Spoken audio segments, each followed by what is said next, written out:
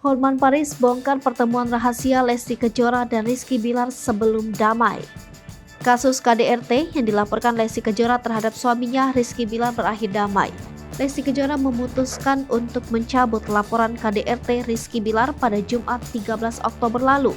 Setelah mencabut laporan KDRT, Lesti Kejora dan Rizky Bilar membuat surat perjanjian damai.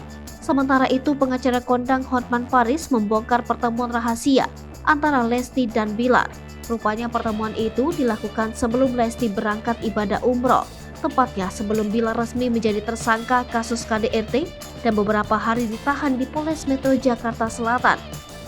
Hotman Paris mengaku mendapat informasi itu dari orang yang dapat dipercaya, namun ia enggan menyebut secara jelas orang yang memberinya informasi tersebut.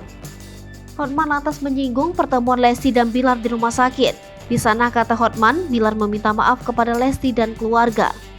Seusai kasus KDRT mencuat, banyak pihak mendesak Komisi Penyiaran Indonesia memboikot Lesti dan Bilar dari televisi. Rupanya Hotman mendukung usulan tersebut.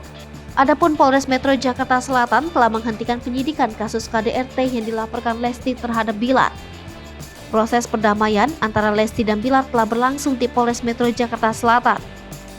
Dengan perdamaian ini, Bilar sudah tidak perlu lagi melakukan wajib lapor.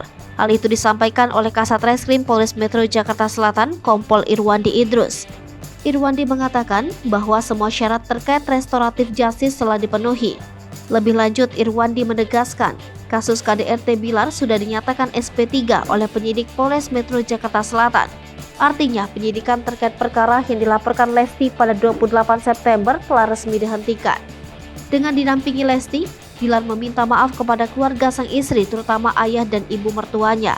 Bilar mengaku hampir gagal mengemban amanah dalam memberikan perlindungan kepada Lesti. Kini Bilar berjanji akan berusaha mengembalikan keyakinan mertuanya. Ia ingin meyakinkan orang tua Lesti bahwa mereka tidak gagal dan salah memilihnya menjadi menantu.